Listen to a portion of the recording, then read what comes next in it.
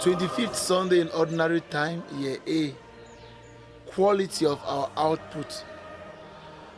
How can one justify the same payment for those who have worked the whole day and those who work just for 1 hour? Injustice. Jesus breaks this convention.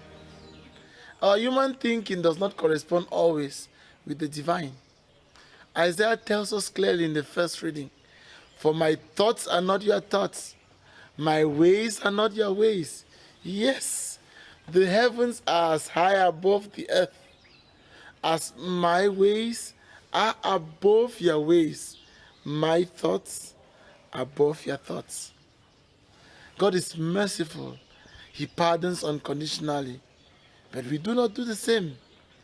God's grace is generous, and God rewards everyone, saints as well as sinners. While we would like to make a difference, God doesn't. He gives the sinner the opportunity, even at the last hour. He says, "Let the wicked man abandon his ways, the evil man his thoughts. Let him turn back to the Lord, who will take pity on him. Our God is rich and forgiving." This radical difference is shown in the parable of the landowner who hires laborers at different times of the day. But at the end, he rewards everyone the same sum of money. Even though some worked for 1 hour, their wages were not less what the first owners earned, what the first comers, earned. All workers were remunerated on the basis of their equal need for sufficient livelihood, not on the basis of the hours that are put into work. Therefore, it is not the length of time spent on the job that really matters, but the effort put into it, and more to that, the quality. In the light of God's plan for salvation for all humanity, rather than the Jews alone, this parable stands out as a good example. God called the Jews a long time ago to build his kingdom on earth. Now, at an apparently late hour, God is calling the Gentiles, the pagans, you and I, to work with him in the building of the divine kingdom.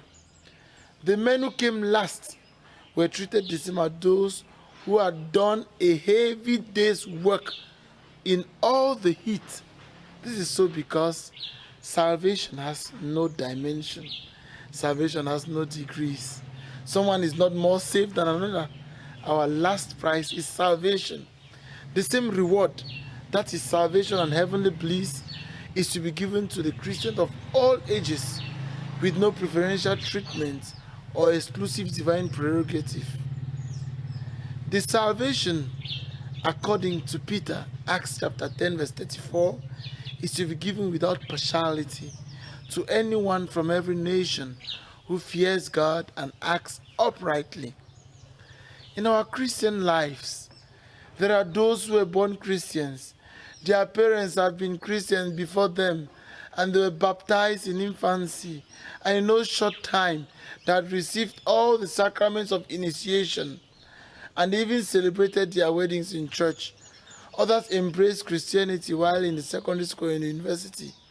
Yet others received the same sacraments almost nearing their graves.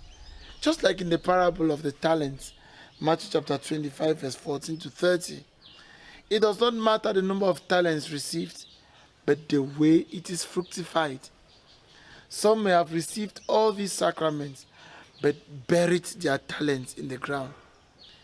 The ideal in our following of Christ lies in the quality of our engagement, and not only in the quantity. Nothing says that a born Christian will always be worse than someone who became a Christian as an adult. The ideal is that we strive to be the best Christian that we can be, whether we have been Christians all our lives or we embrace Christianity in the tail end of our lives. May Almighty God bless you, the Father, and the Son, and the Holy Spirit.